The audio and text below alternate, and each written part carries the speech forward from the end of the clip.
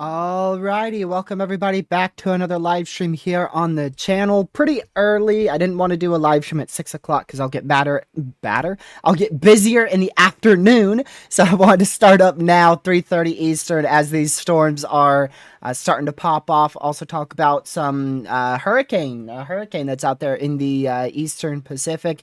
Looks like English is going to be another problem for me today. Let's see, we have in the chat, we have Caleb, we have Grumpy Grandpa, we have Bastion, as well as Jason, Payne, Logan, let's see, Official, and everyone else who's in the chat who I may have forgotten to welcome, or if you're just now tuning in, glad to have you in here. And let's dive right on into this. I'm going to switch that over here. Unfortunately, our model run site is going to go down at any given second, and literally there it goes. Look at that. There you go. Literally just went down as I pulled it away. So they're under maintenance for probably, this says 4 o'clock. So yeah, they're talking about, you know, being back up about 15 to 30 minutes. So hopefully we get them back up pretty soon. But yeah, that's just my luck. That is just my luck. The moment I go live, they go down for maintenance. But yeah, we're going to be dealing with the threat for severe weather today across portions of the eastern U.S., mainly across the mid-Atlantic into the New England states. That is where we have our slight risk for severe weather that is outlined by the SPC. That goes all the way up from New York, just barely to the west of, actually including New York City, back down through eastern Pennsylvania, all the way into northern Virginia. Covers much of Delaware and the entire state of New Jersey under that level 2 out of 5 for severe weather. So quite the threat for damaging winds today. We're looking at 70 to possibly even a gust as high as 75 miles per hour being possible across that yellow risk area. The green area, that level 1 out of 5, stretches all the way from central southwest Maine all the way through much of the eastern U.S., all the way into South Carolina, Georgia, and then back into Arkansas and Louisiana, with 2 other additional marginals, one back out here from North Dakota into Colorado and far northwest Kansas, and then a third one back out in Montana and into Idaho with a new slight risk that was added earlier this afternoon, also highlighted there for hail in portions of South Dakota into Nebraska. So 3 different risk areas today. The slight risk in the central northern plains is for hail. The slight risk in the eastern U.S. is for damaging winds. And then that marginal in Montana and Idaho should be for, yeah, hail and maybe damaging winds. Actually, this doesn't show it up at all. So I'm going to quickly go switch over to the SPC. Yeah, it's for winds. It is for winds. I don't know why Weatherwise doesn't show it up there. Look at that. Weatherwise doesn't have it up there. That actually probably just got added. That might be what it is. I believe that just got added at the 4 o'clock update. I believe that came out very early. Normally comes out at 4 o'clock, which is 25 minutes from now, and it seems like it's actually out right now. So they just issued that new 4 o'clock update. So there is no enhanced risk here. We don't have any level 3 out of 5s.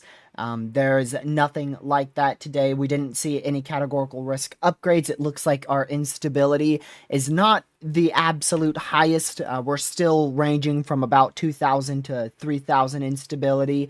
Not a lot of wind shear, so we're not really looking at any tornado threats anywhere in the U.S. today, or for that matter, possibly as long as a week without any tornado threats in the U.S. Possibly even more than that. It could go all the way until mid-July before we get a good risk for tornadoes here in the U.S. again. So right now we're seeing quite the bit of activity across mainly Maryland. We have this line that is continuing in very close to Baltimore. That's going to enter Baltimore here over the next 15 minutes or so. Mainly 60-mile-an-hour winds, could get a gust locally higher than that. And that is going to be your main threat for today. This line that is formed should be a quite long-tracked mini MCS that goes all the way from where it formed back out west of Washington, D.C., going to track all the way through the rest of Maryland into Delaware and probably all the way into New Jersey before it eventually dies out towards 10, 11 o'clock tonight off the coastline of New Jersey. Also going to see some scattered severe storms back out here across northern and central Virginia, with also the occasional severe storm being possible up in New York. There's also a chance for a couple of severes back in central and southeast PA with a different MCS that is fired out here. And that's actually a tornado possible tag. 2 possible tags right there. Let's see. I don't see anything too crazy with this. But we can't fully rule out a brief spin-up tornado today, especially if we can get a good MCS going that has locally higher wind shear. Then we definitely can't rule out a spin-up brief weak tornado today. Mainly, probably closer to that surface low. I would say the best chance for a tornado today is probably back out in here, closer to where that greatest instability and the minimal wind shear from our surface low overlaps there in southeast PA.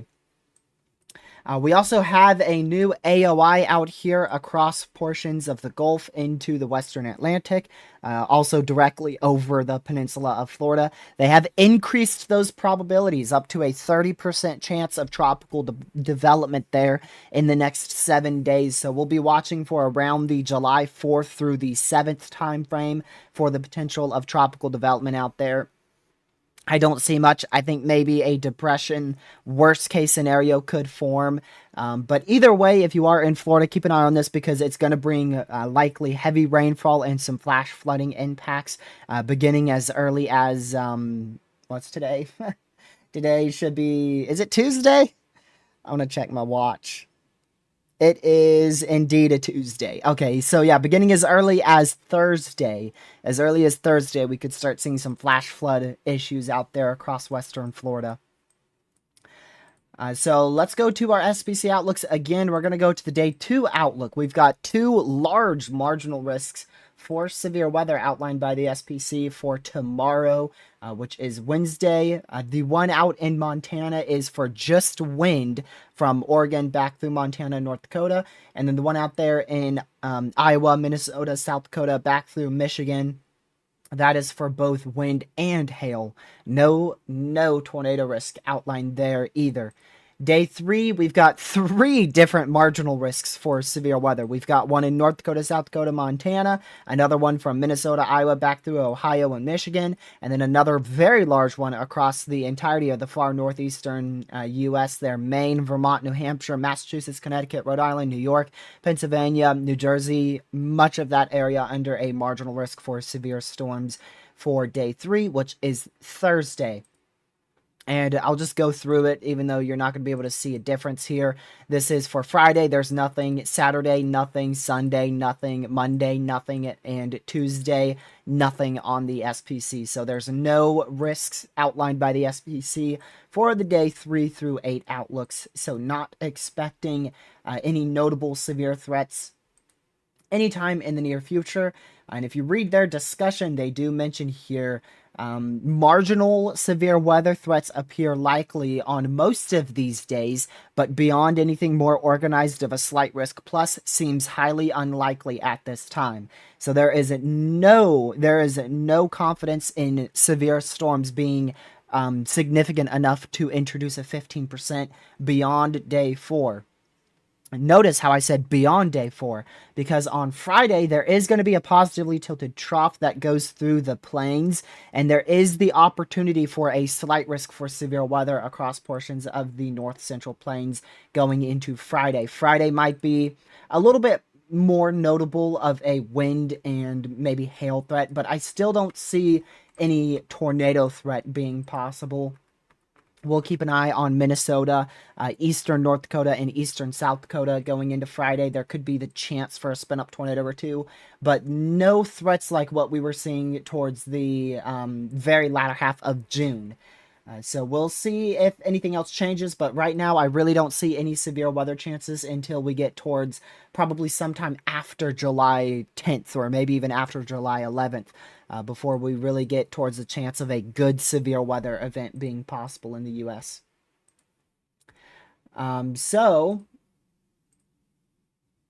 They've only been down for 6 minutes or so, and College DuPage is already back up. So that was that was a very short. A very, very short downtime. Jeez. All right, well, we'll go to the National Hurricane Center. Actually, we'll just use WeatherWise. So we'll use their satellite for now. This is what our hurricane looks like out here in the Eastern Pacific. That is Hurricane Flossy. Hurricane Flossy became a hurricane very, very early this morning. I believe it was at the 2 a.m. Eastern advisory, and it did rapidly intensify from a high-end, actually a mid-tier tropical storm yesterday afternoon. It was a mid-tier tropical storm for about 55 mile-an-hour winds sustained, and today, this afternoon, it is up to 110 mile-an-hour winds sustained. So it is a high-end Category 2, borderline Category 3 hurricane out here. And we should see this intensify to a Category 3 with sustained winds of 115 miles per hour, with wind gusts upwards of 140 miles per hour as we go into the late overnight hours tonight into specifically tomorrow morning. We should have another major hurricane out here in the Eastern Pacific. Which is crazy. That's actually crazy because we're already on the letter F out here in the Eastern Pacific. And the other day, we just had our letter B out here in the Atlantic. So the Eastern Pacific is so far ahead in named storms compared to the Atlantic. And this looks very well organized. It looks very, very, very well organized. You could see a very large area of hot towers right around the centralized low pressure. Your eye is starting to clear out here. You've got a very nice area of convection, that kind of tropical swirl that we see all the time. So really, really good. There is possibly a bit of dry air and or wind shear entrainment on the southwest flank of this hurricane, but that probably won't be much of an issue for intensification later tonight. Now, that might stall intensification at the moment, which is why we're not expecting this to be a Cat 3 until probably extremely late tonight, mainly into tomorrow morning. And then we do have another AOI out here just south of the coastline of southern Mexico. I haven't taken a look at model runs. I'll just take a very quick peek and let you know. Not the best agreement. It looks like it's either going to be a weak tropical storm or it's going to be a full-fledged hurricane. There's definitely some big, very, very big issues on how much this AOI intensifies. But either way, if it does become a named system, it will likely be towards about July 5th through July 7th is when it should be named. And we'll see on if that trends closer to being a hurricane like the GFS has, or more of a weak tropical storm like the Canadian and the European model run has. So that is all your main updates right there. There is another main thing, actually. We do have a moderate risk level 3 out of 4. I forgot which one it is here for flash flooding. It is this one. There you go. We've got a moderate risk level 3 out of 4 for flash flooding across portions of Virginia, into Maryland, into a very small portion of Delaware, and a good chunk of southern New Jersey. Under a moderate risk for flash flooding, the potential for widespread flash flooding and potentially even some catastrophic flash flooding will be possible throughout the rest of this afternoon into the evening hours. We already have plenty of flash flood warnings active. We've got probably about 5 or 6 flash flood warnings that are active out here across Pennsylvania, Virginia, and then we have an additional 4 or 5 back out here in West Virginia. So plenty of flash flooding from this system. Our system today has a lot of moisture, and a lot of these thunderstorms are dumping very heavy rain, and there's multiple waves of severe storms today. So it's not just one and done. You know, they're getting one wave of heavy rain, and then another wave, and another wave, and another wave, and then finally, once we get towards about 1 a.m., all this rain should start to move off the coastline of the eastern U.S., with the exception of probably southeast VA and northeast NC, we'll still have some rain towards 1 a.m. Eastern. And then tomorrow we'll also have a chance. I already showed y'all that. Let me show you the flooding outlook, though. Tomorrow we'll have a chance for some flooding across Virginia and North Carolina again. And I wouldn't rule out a tornado tomorrow. Somewhere generally in this area. Our surface low should be pretty well defined. And so that's going to allow for a quite plentiful amount of 0 to 3 kilometer SRH going into late afternoon. Could have upwards of about 250 0 to 3 kilometer SRH, but our lower levels will only be closer to 100, which is why we won't have a notable tornado threat. But I wouldn't rule out a quick spin up brief tornado, probably east of Raleigh. I would probably be east of Raleigh, likely from about 4 to 7 p.m. I wouldn't rule out a brief tornado in this portion of southeast VA into northeast NC.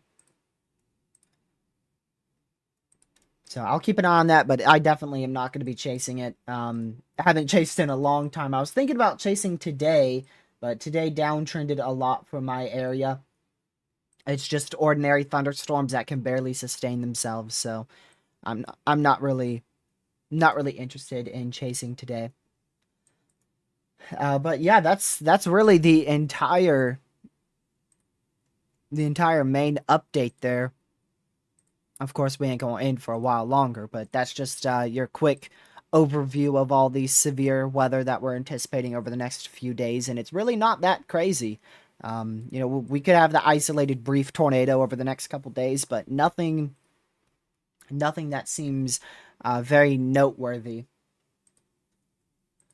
Let me go back over to here. I want to show you some higher definition satellite imagery of Hurricane Flossy. Such a weird name. I keep thinking I'm not correct with saying that.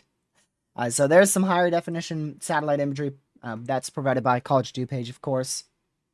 And you can see those very well-defined hot towers that I was talking about right around the centralized low pressure, right around the eye.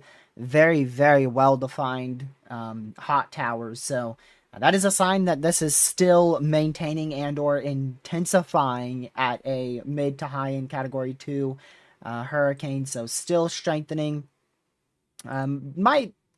Might be some dry air entrainment. I really do think there could be some dry air sneaking in, because if we go to infrared, you know what? Actually, let's go to water vapor. Let's go to the lower level water vapor. Yeah, you could definitely see some drier air here. I don't know if it's technically dry air, but it's not very moist air. What about the upper levels? Yeah, it's a little bit of dry air entrainment. I don't think it's anything insane. It's not going to hinder it from being a Category 3 hurricane overnight tonight into tomorrow morning. But it is kind of stopping it from intensifying, at least at the moment. It's, kind of maintaining that high in Cat 2. I don't believe it's intensifying that much at the moment. But, I mean, it looks very, very healthy. As long as it stays closed off on that south-southwest flank there, as long as it keeps that dry air out of the eye, this will continue to be a Cat 2 and make a run for a low-end Cat 3 early tomorrow morning. So definitely looks, it's not a perfect Category 2. It's not extremely symmetrical, but it's definitely a solid Category 2 hurricane. I've definitely seen worse looking Cat 3s and even a worse looking Cat 4 before, so looks pretty good.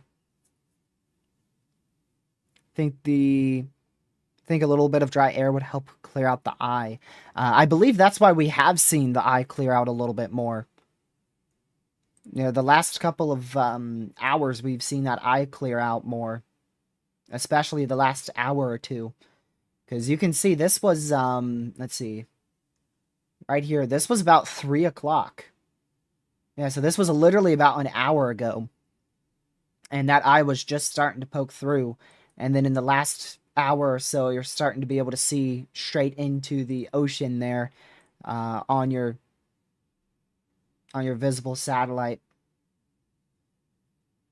I don't know if the dry air has substantially helped with that, but it's definitely intensifying. It's intensified a lot. It's intensified a lot. They'll be affected by it. So the west southwest coastline of Mexico is going to get some winds, probably some wind gusts of about 40 to 50 miles per hour. Sustained winds near 30 to 40. Could get some heavy rainfall, localized flash flooding, maybe some storm surge. Just because of how it's angled here. Obviously, a low pressure is going to rotate just like this. So, that could throw a little bit of storm surge up into the coastline of Mexico, but probably not that much. I don't think it will be anything crazy for Mexico. And then obviously this is a completely different basin than what we deal with there towards the eastern and southeast US. This is the Pacific.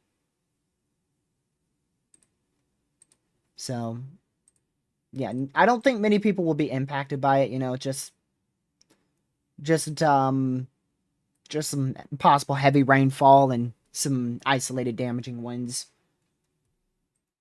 I don't think it will be anything insane. I would be keeping an eye on the Baja of California, peninsula of Baja California there, but it looks like it will stay far enough west. It should keep turning from here on out, and the more it turns, the further it's going to get from the peninsula of Baja California, and I don't think we'll end up seeing many impacts there. The very edge of the peninsula, if I could get a better view here. Not that one, this one. Actually, let me go to here. There you go. So there's your hurricanes, just barely, you can barely see it on your screen. And it should turn and keep turning like this.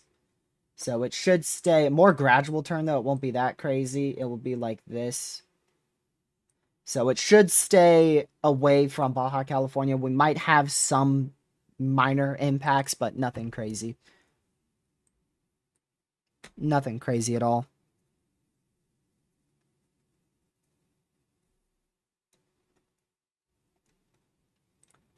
Still seeing some severe storms moving through Baltimore. Just don't go outside. Stay indoors, away from doors and windows if you're in any of these severes. Nothing is expected to be that significant today. There is the chance for the isolated significant severe up to 70-mile-an-hour winds. So just keep an eye on that. Somebody today could get a gust up to 70-mile-an-hour winds. And it will probably, the best chance for that will probably be out of these two MCSs. Probably out of those two MCSs, so that's where I would be watching. This area right in here should have the best chance to see up to 70-mile-an-hour winds. Allentown, yeah, this MCS is heading right for you, so, be ready for 60-mile-an-hour winds. I mean, it might barely miss you to the south. Oh, no, it's not going to, actually. It's moving more dead east. Yeah, this should move right through Allentown in about an hour, maybe a little bit more than an hour. Yeah, not seeing much in New England, in the New England states. In New York, I mean, we have the isolated severe up here. Very small hail, 60-mile-an-hour winds.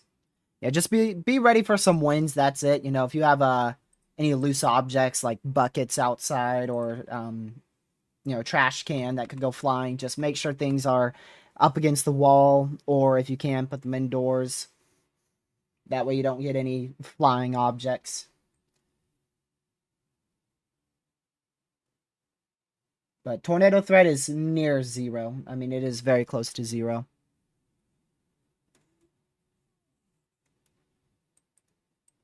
Very, very close to zero. Yeah, so there's your cone of uncertainty, by the way. So you could see how it's barely going to skim. We could have some outer band impacts for the far southwest side of Baja California. But probably nothing of significance. And then this AOI, as for this AOI across the Florida Peninsula, like I mentioned before, could see a very brief tropical depression form out of a low pressure. I think the best chance for that, it's difficult to say the best chance for it, but probably overnight on the 3rd into the morning of the 4th, I would say is the best chance for this to develop. But it's going to hang out here. It's going to kind of be locked in place across Florida for literally about a week or so. So it could develop anytime between late tomorrow night all the way until it gets out of here towards like July 6th or 7th. So you're looking at a good 5 days or so. For the potential of tropical development out of this AOI. So we'll continue to watch that closely. But right now, let me take a look at satellite. You see, I got to change it to the continental US here. There you go. I don't think this is part of your AOI. I don't believe that's part of your AOI. Part of your AOI will be once this cold front hits that blob, it should form a very weak low pressure with it.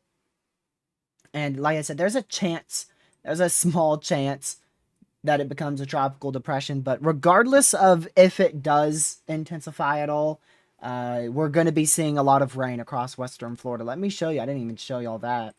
Let me show you the flood outlook. So for Florida, we've got a marginal today across much of far western and even into central Florida. Tomorrow, we've got a big marginal across northern central Florida. And then going on into Thursday, we've got a slight risk, level 2 out of 4 for flash flooding across western Florida. Day 4, which is into Friday, marginal continues. Day 5, marginal continues into Sunday. So every single day, every day from here on out, all 5 of our outlooks, so that's the next 4 days straight, we're going to continue to see the chance for flash flooding across portions of Florida, mainly across western Florida. This looks to be the area that has the best chance for some flash flooding. Let's take a quick look at, let's see. Let's take a look at the official WPC outlook real quick. Yeah, we'll look at it from here. I was going to use weather-wise, but this gives us a bit of a closer look at it. So this is for the next 3 days. This is until the morning of the 4th. And you can see for the next 2 to 3 days, we're going to continue to see flash flooding and a lot of heavy rainfall here across West Florida. I don't think any of it will be significant flash flooding, but I do think we could see a couple of flash flood warnings or advisories get issued out here over the next few days as that heavy rain begins to fall. Mainly, it looks like mainly on the 3rd. Mainly on the 3rd. So mainly on Thursday. That should be where we start to see the greatest rainfall impacts. I do want to take a look at their outlook because the WPC does have a rainfall outlook here. And I mean, today it looks like you're going to be getting upwards of about 2.5 to even isolated 3 inches of rain across West Florida today. Tomorrow, you're going to get an additional inch and a half across much of the same area. Then going on into Wednesday, much of the same area towards Tampa is going to be getting upwards of about 2 inches of rainfall. So quite a lot of rain. And that's the next 1 to 5 days. So for this entire tropical system's lifespan, I'll actually do the next 1 to 7 days, because like I said, this thing could literally be here for about the next week or so. You're looking upwards of about 7 to 8 inches of rainfall will be possible. So actually could see some isolated significant flash flooding. The best chance for that would probably be around the Tampa area, back up towards near Spring Hill, where those isolated amounts could approach as much as 7 to 8 inches of rainfall over the next 5 to 6 days. So it does look like quite the bit of heavy rainfall. I'm trying to see like what our models agree on real quick. Wednesday into Thursday looks like the worst day from what I can tell. And then Sunday looks bad too. Yeah. We'll have to see. So it looks like Thursday and then probably Saturday into Sunday. Thankfully, the heaviest rain should stay probably offshore. Some models show as much as like 10 inches of rain into the Northeast Gulf. But none of that actually gets onshore, according to these models. Yeah, and it's going to be like tropical rain bands. It's definitely tropical. It's definitely going to be a tropical low. So the low pressure on Thursday should be centralized somewhere in the Northeast Gulf.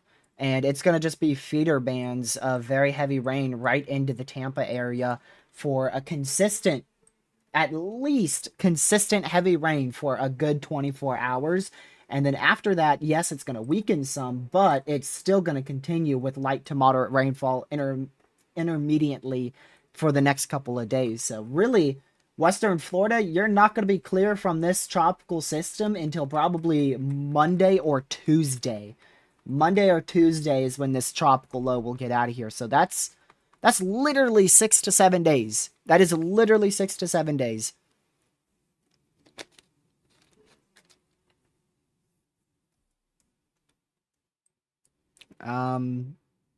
I mean, yeah, we'll see probably some severe weather on Friday, but I don't see anything tornadic coming out of that positively tilted trough. That's exactly what it is. It's a positively tilted trough. Positively tilted troughs typically don't give as much lower level wind shear, and so they don't typically cause as great of a tornado threat as a negative or possibly even a neutrally tilted trough. We still can get wind shear, though, from positively tilted troughs. It's just a little bit more difficult. Now, I will say, Saturday might have like an embedded negatively tilted shortwave. So our trough on Friday into Saturday, what it's going to be is it's going to be a very positively tilted trough like this across Montana. Not that direction. that's negative. It's going to be positively tilted. It's not even positive. The SPC said it was positive. I'm looking at models now, and it's not positive. It's not a positively tilted trough. In their discussion, the SPC says a positively tilted trough will traverse through the northern plains on Friday, causing the potential for widespread thunderstorms being likely. But it's actually not positive. Maybe there's some model disagreement? No, that is very negative. That is a very much negatively tilted trough. Yeah, the GFS says negative, the Euro says negative, the Canadian says a little bit more positive.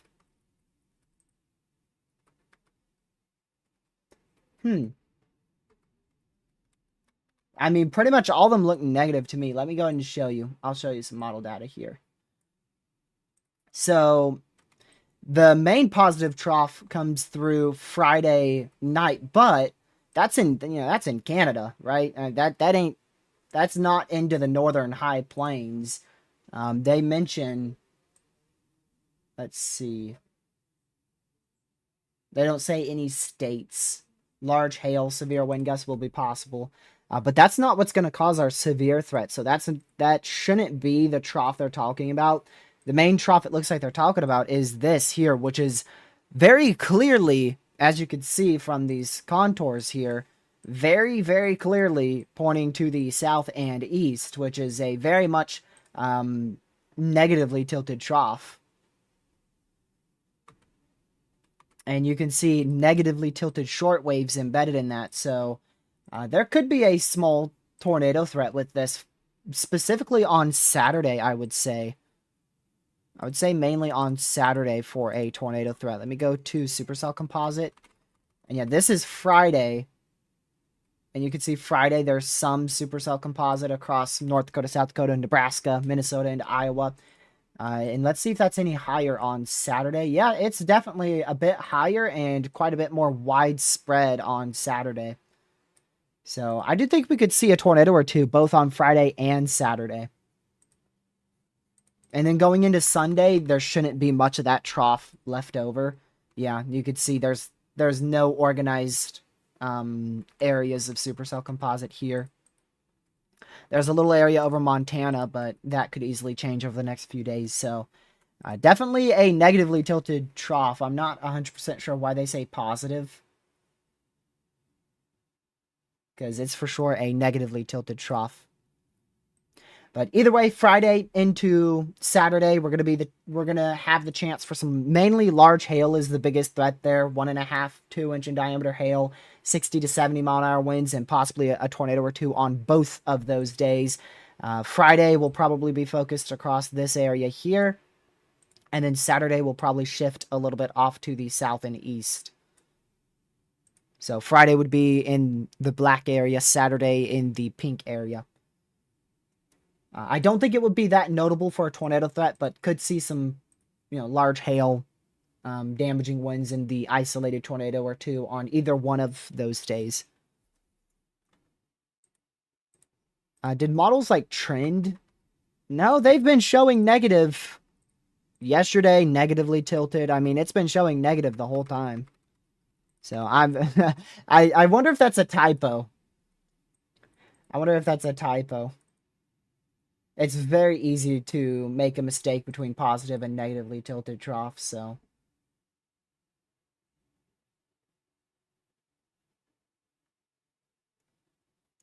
Yeah, let's look at wind shear too. Not that. There you go. So yeah, you can see on Friday, that's a lot of 0 to 3 kilometer wind shear. That is a lot of 0 to 3 kilometer wind shear right there.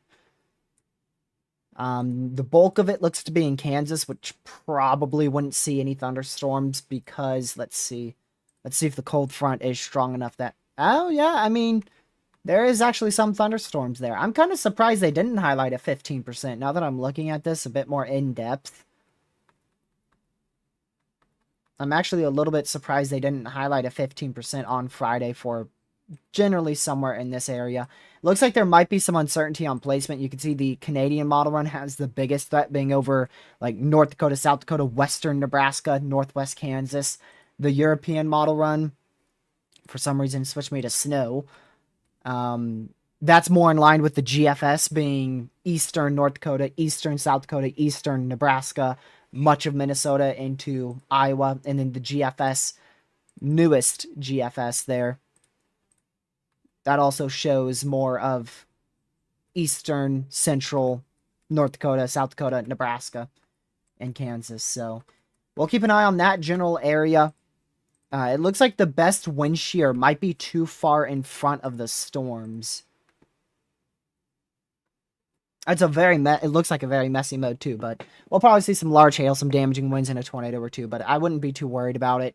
Just keep an eye on it, just in case.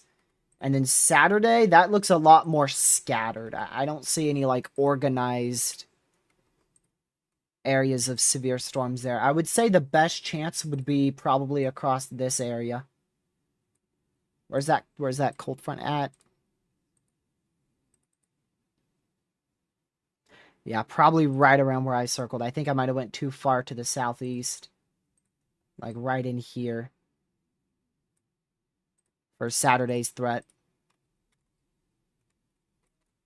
So we'll watch it closely, see how things evolve. It's all going to come down to the timing of the trough. If the trough's faster, then those risks are going to shift more to the east. If it's slower, they're going to shift more to the west-northwest. But again, either way, it doesn't look like a notable threat. I'm thinking large hail will be the biggest issue, up to 2-inch in diameter, followed by damaging winds of 60 to 70 miles per hour, and then we could see a spin-up tornado or two. But that tornado threat should be the lowest of our concern.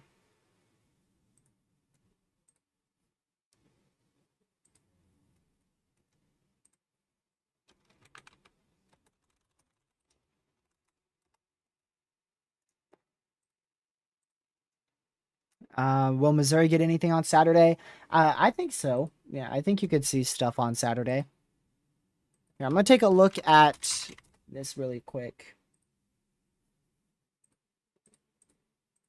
Let's see here.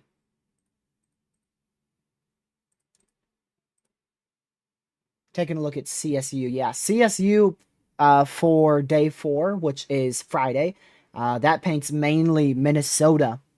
Northern Minnesota is the biggest risk. And then on Saturday, it paints all the way from central Ontario through Wisconsin, Illinois, Missouri, Iowa, Kansas, and then much of the central plains too, South Dakota, Nebraska, Kansas on Saturday. So we'll keep an eye on it. But both of the days look low end. Friday looks like the best chance, though. I would say Friday's threat looks like the best chance for severe weather compared to Saturday. Saturday doesn't look that good. So just keep an eye on Friday's threat if you're anywhere up in this general area here. I'd keep an eye on Friday's setup for severe weather if you're in North Dakota, South Dakota, Nebraska, Iowa, Minnesota. And then Saturday's threat, like I said, generally down in this region here. But it doesn't look like a very notable setup. Alright, let's see how these storms are going now. Still a severe storm going over Baltimore. Just be indoors, away from doors and windows. That's still ongoing for the next 17 minutes. And then still a severe storm to the west of Allentown in Pennsylvania. It seems like these are weakening quite a bit. We only have one severe storm here. Looks like the southern portion of our MCS is weakened quite a lot. A lot of these storms are just going to have very, very heavy rain, lightning, and the isolated gust of wind. And maybe the isolated small hailstone. And again, the tornado threat, there is a very small, and I mean very small, chance for a brief spin-up tornado. But that tornado threat is near zero. It is very low.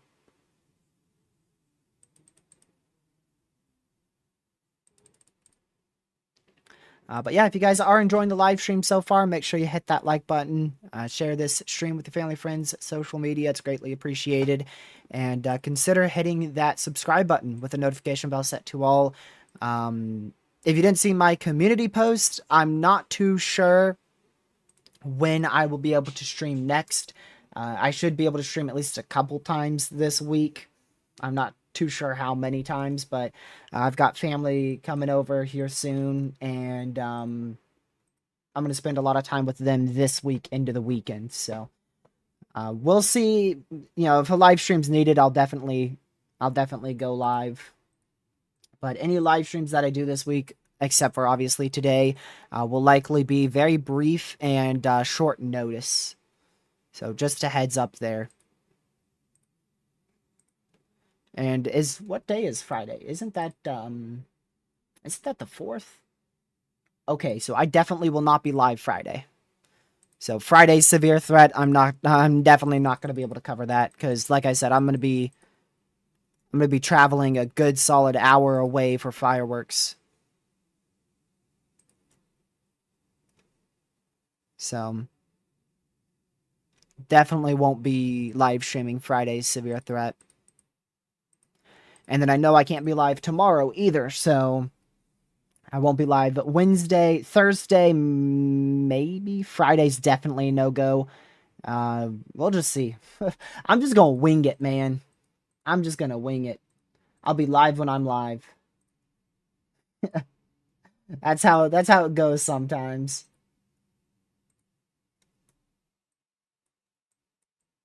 Hopefully I'll at least be able to do, 2 or 3 streams. I hope. I think I think that blob of convection is actually our AOI. The more I look at it, the more I look at models, the more I'm actually thinking that is associated with our AOI.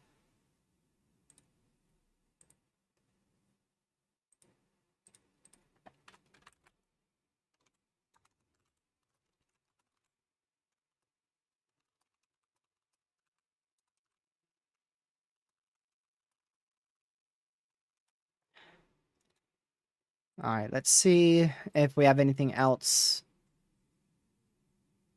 that I forgot to mention.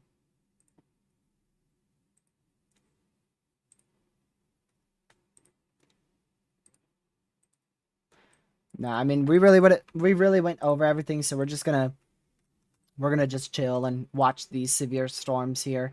New severe in Northern Virginia. Just again, be away from doors and windows. Is Delaware getting anything? Northern Delaware will probably end up getting severe storms here in about an hour and a half, maybe even 2 hours. So if you're anywhere from far northern Delaware on the border of Delaware, Pennsylvania, all the way back down to near Dover, I'd be keeping an eye on these storms that are currently in Baltimore, Maryland, moving off to the northeast. So if anyone has any questions or anything they want me to answer regarding weather, go ahead and put them in the chat, and I will try to answer them the best I can. Because we really already have gone over everything. Nah, you'll be fine. Just when the storms roll through, don't go outside and you'll be fine.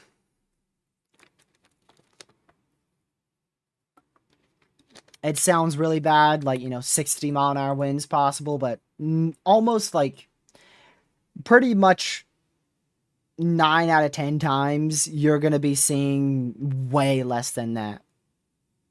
A lot of the times, if you're in a severe for 60-mile-an-hour winds, you'll get substantially less than that.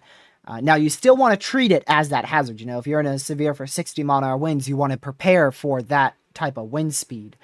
But every severe I've been in, which I've been in countless amounts of severes, I have only ever gotten 2 or 3 wind gusts that actually hit 60 plus miles per hour. But yeah, main thing if you're in a severe, just don't go outside. That's really it. I say that, but then right when a severe warning gets issued for my area, the first thing I do is run outdoors. I do not recommend that. I do not recommend that one bit. Since I'm a storm chaser, I'll run to the danger. And then you guys can just be safe and stay indoors. I'll be the one to run towards the danger for you.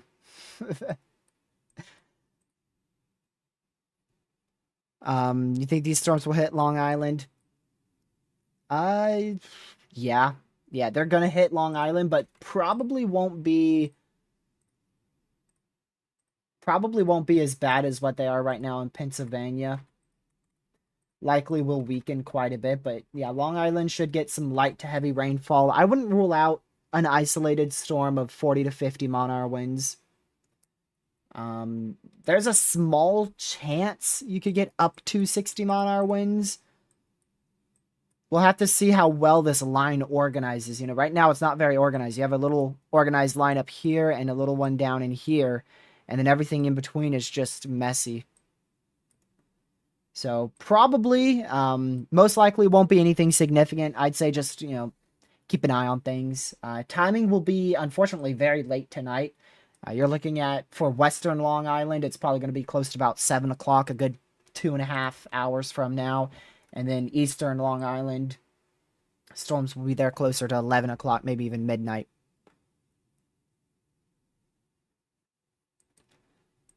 But should be on a weakening trend by the time it gets to you over there. Yeah, I go outside before the severe storm hits me because I like to see what it looks like. And then once it hits me, normally I am inside. I recommend just being inside at any time. If you're under a severe thunderstorm warning, just be indoors, away from doors and windows. Like I said, I'll be the one to go run outside for you. I do not recommend going outside during storms. The other day, we had a crazy amount of lightning, and I didn't go outside. I was not going to go outside. Lightning is what scares me the most. Like, I can deal with, the damaging winds, the hail, and even tornado threats. I'm still okay under those. I'll be able to just track them properly in my neck of the woods and help my family out. But when it comes to lightning, that stuff really scares me. I hate lightning. It's one of my favorite things to capture on camera, but it's just, I hate it because it's so unpredictable.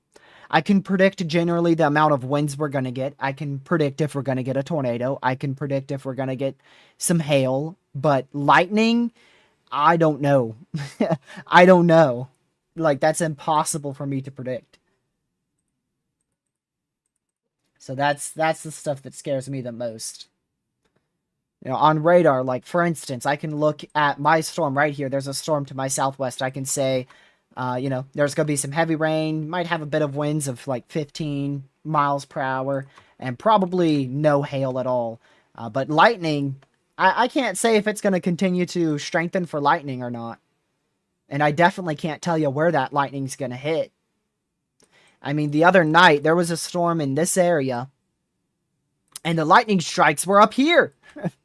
Like, literally, the storm was down here towards Stoneville, and we had a lightning strike in Martinsville. Like, that's literally probably, 25-ish miles away. And, I mean, it's crazy. That's just crazy.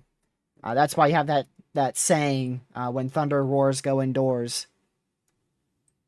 I switched that up. I'm not going to say what I say. I switched that up to something different.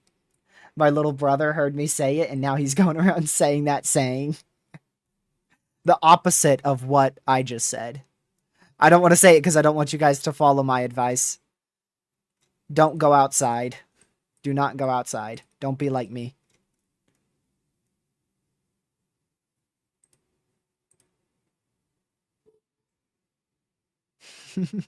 Do not follow my advice and go outside.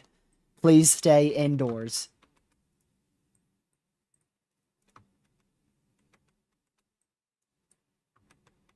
What did I say? Oh, man.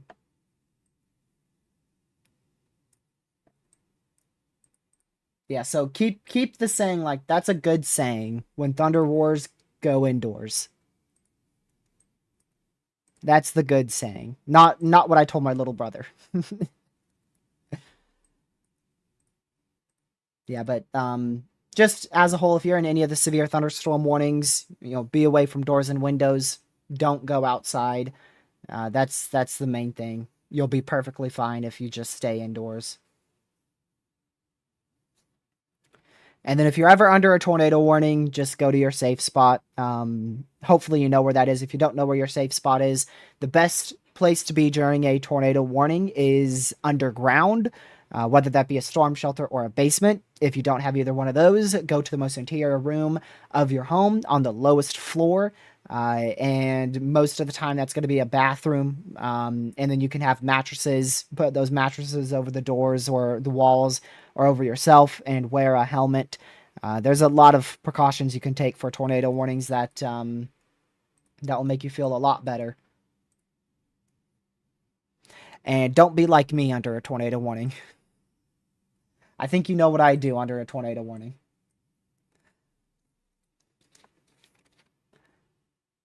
How about the flash flood emergency yesterday in Pennsylvania? That was crazy. I did see that. I was not expecting to see a flash flood emergency yesterday. But yeah, probably gonna head off here shortly. So again, don't be like me. Don't go storm chasing. I've been doing this for years now, so I'm trained. I have a certificate from NOAA as a trained spotter. So don't copy me. Stay indoors, away from doors and windows. Don't go outside if you're under any of those severes.